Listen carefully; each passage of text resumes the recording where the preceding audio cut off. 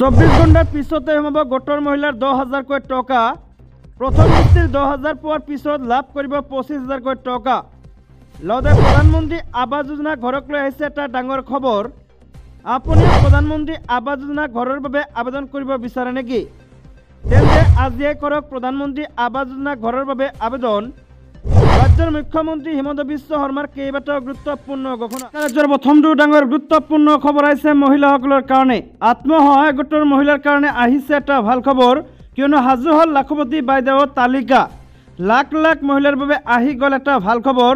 10,000 টকা লাভৰ বাবে ওলাল তালিকা। এতিয়াই তালিকাত পৰীক্ষা কৰক আপোনালোকৰ নাম।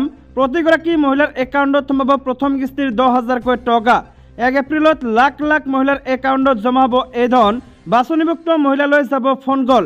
যদিহে 10,000 টকাটো ভাল কামত ব্যৱহাৰ কৰে, পৰৱৰ্তী সময়ত লাভ কৰিব 25,000 কৈ টকা। খোলা ৰাখক আপোনালোকৰ মোবাইল ফোন।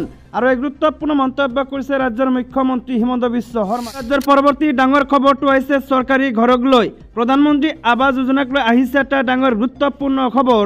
31 মাৰ্চ অন্তিম তাৰিখ। ঘৰ লাভৰ বাবে কৰক আজিয়ে জিঅ' টেগিং। কি নথিপত্ৰ জমা দিব লাগিব? কেঁচা ঘৰৰ ফটো দিয়াৰ বাবে 31 মাৰ্চ হৈছে অন্তিম তাৰিখ। 31 মাৰ্চৰ পূৰ্বে জিঅ' টেগিং কৰক কেঁচা ঘৰৰ। আজিৰ পৰা মুকলি হ'ব অন্বেষা পৰ্টেল। অন্বেষা পৰ্টেলত কেঁচা ঘৰৰ ফটো আপলোড কৰিলে লাভ কৰিব চৰকাৰী পকী ঘৰ। 27 মাৰ্চ অৰ্থাৎ যোৱাকালি মাৰ্চৰ পৰা আপুনি নিজে কৰক জিঅ' টেগিং। জীৱিকা সখী বাইদেউসকলে কৰি দিব এই জিঅ' টেগিঙৰ কাম। আনহাতে নিজাববীয়াকৈ কৰিব পাৰিব জিঅ' টেগিঙৰ কাম। এই 7টা পদ্ধতিৰে আবেদন কৰক চৰকাৰী ঘৰৰ কাৰণে। 1 নম্বৰ হৈছে আপুনি যদি ঘৰ পোৱা নাই, এখন মাত্ৰ ফটো তুলি লাভ কৰিব চৰকাৰী ঘৰ। 2 নম্বৰ হৈছে মোবাইলৰ এখন ফটো আৰু আধাৰ কাৰ্ড থাকিলে লাভ কৰিব বিনামূলীয়া ঘৰ। ফটো তোলক আৰু ফৰ্ম ফিল আপ কৰক। আধাৰ নম্বৰৰ জৰিয়তে PM আৱাস যোজনাৰ পৰ্টেলত আবেদন কৰিব লাগিব। 15,000 টকা মাহিলী আয় হলেও লাভ কৰিব পাৰিব বিনামূলীয়া ঘৰ। লগতে 2চকীয়া বাহন থাকিলেও আপুনি লাভ কৰিব বিনামূলীয়া ঘৰ। 7 নম্বৰটো হৈছে 5 একৰ পৰ্যন্ত মাটি থাকিলেও লাভ কৰিব বিনামূলীয়া ঘৰ। আৰু এটা জনাইছোঁ, আপোনালোকৰ জব কাৰ্ড থাকিব লাগিব। আৰু এইকেইটা ডকুমেণ্ট নাইবা এইকেইটা কাম কৰিলে আপোনালোকে পৰৱৰ্তী সময়ত চৰকাৰী ঘৰ লাভ কৰিব পাৰিব। পৰৱৰ্তী ডাঙৰ খবৰটো হৈছে NDA সাংসদৰ সৈতে মুখ্যমন্ত্ৰী হিমন্ত বিশ্ব শৰ্মাৰ বৈঠক। কি আলোচনা হ'ল? বৰ্ষত অসমত অনুষ্ঠিত হ'ব বিধানসভা নিৰ্বাচন।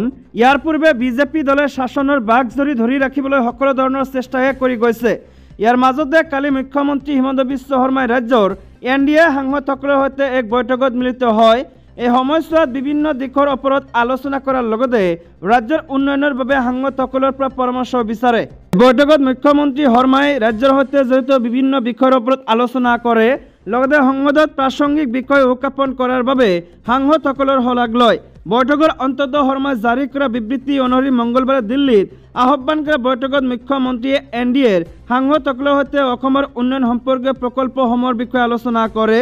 লগতে প্ৰধানমন্ত্ৰী নৰেন্দ্ৰ মোদীৰ নিৰ্দেশনাত ৰাজ্যখনৰ উন্নয়নৰ গতি আৰু অধিক ত্বৰান্বিত কৰিবলৈ কি কৰিব পাৰে সেই সম্পৰ্কে বিশদ আলোচনা কৰে। পৰৱৰ্তী ডাঙৰ খবৰটো হৈছে BTCৰ পৰিষদীয় নিৰ্বাচনত BPF দলৰ বিজয় নিশ্চিত।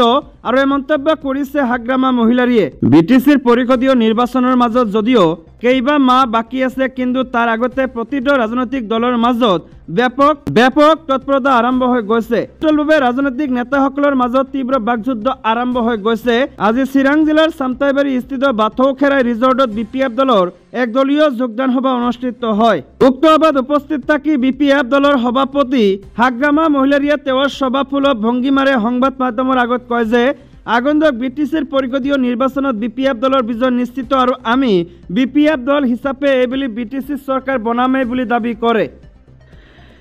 তাৰ মাজতে সাংবাদিকে প্ৰশ্ন কৰে যে বিগত নিৰ্বাচন কেইটাত ভোটাৰ ৰাইজে UPPL দলক ভোট দি বিজয় কৰিছে, তাৰ বিপৰীতে BPF দলৰ প্ৰাৰ্থীসকলে পৰাজিত হৈ আহিছে। তেনে ক্ষেত্ৰত কিদৰে আশা কৰে যে আগন্তুক BTC পৰিষদীয় নিৰ্বাচনত ৰাইজে BPF দলক ভোট দি জয়যুক্ত কৰিব বুলি কৰা প্ৰশ্নৰ উত্তৰত হাগ্ৰামা মহিলাৰীয়ে কয় যে বিগত নিৰ্বাচন কেইটাত UPPL দলে BJP আৰু মিত্ৰজোঁট দলৰ সৈতে লগ লাগি নিৰ্বাচন খেলিছে আৰু BPF দল অকলে যুঁজ দিছে, যাৰ বাবে সিহঁতে জিকিছে আৰু আমি হাৰিছো। কিন্তু সিহঁতৰ 3টা দলে পোৱা ভোট ভাগ কৰিলে দেখা যায় BPF দল বিজয়ী হৈছে। লক্ষণীয় বিষয় যে আগন্তুক BTC পৰিষদীয় নিৰ্বাচনত BJP দলে অকলে খেলিব বুলি যিদৰে ঘোষণা কৰিছে। সেইদৰে প্ৰমোদ বড়োৰ UPPL দলে এতিয়াও অকলে নিৰ্বাচন খেলাৰ কথা কোৱাৰ সাহস নাই, কাৰণ প্ৰমোদ বড়োই জানে অকলে নিৰ্বাচন খেলিলে UPPL দলৰ পৰাজয় নিশ্চিত। পৰৱৰ্তী ডাঙৰ খবৰটো হৈছে ৰাজ্যৰ এইসমূহ স্থানত 4 দিনকৈ ড্ৰাই ডে ঘোষণা, বন্ধ থাকিব সকলো সুৰাৰ বিপণী, নিয়ম নামানিলে পৰিব বিপদত। বাবা হাছং স্বায়ত্তশাসিত পৰিষদীয় নিৰ্বাচনৰ পৰিপ্ৰেক্ষিতত কামৰূপ নিৰ্বাচনী ক্ষেত্ৰত ড্ৰাই ডে ঘোষণা। কামৰূপ জিলা আয়ুক্ত দেৱকুমাৰ মিশ্ৰই আজি জাৰি কৰিছে এক নিৰ্দেশ।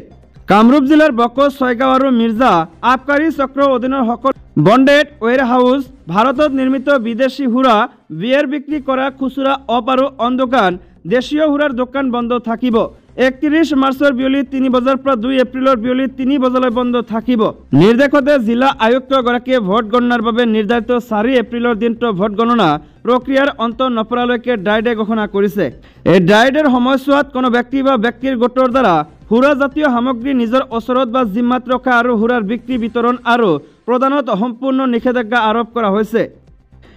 লগতে দাঁতি কাষৰীয়া এলেকাত থকা ৰাজহুৱা বা ব্যক্তিগত হোটেল, খাদ্য, সুৰা বিক্ৰী বা সেৱনৰ সুবিধা আগবঢ়োৱা প্ৰতিষ্ঠানসমূহত সুৰাজাতীয় সামগ্ৰীৰ বিক্ৰীত নিষেধাজ্ঞা আৰোপ কৰা হৈছে। নিৰ্দেশ উলংঘা কৰিলে অসম আবকাৰী আইন আৰু বিধিৰ প্ৰাসংগিক ধাৰা আৰু জনপ্ৰতিনিধিত্ব আইন 1951 ধাৰা 135 গড় অধীনত ব্যৱস্থা লোৱা হ'ব। পৰৱৰ্তী ডাঙৰ খবৰটো হৈছে ঘোষণা হ'ল চলিত বৰ্ষৰ গুণোৎসৱৰ ফলাফল।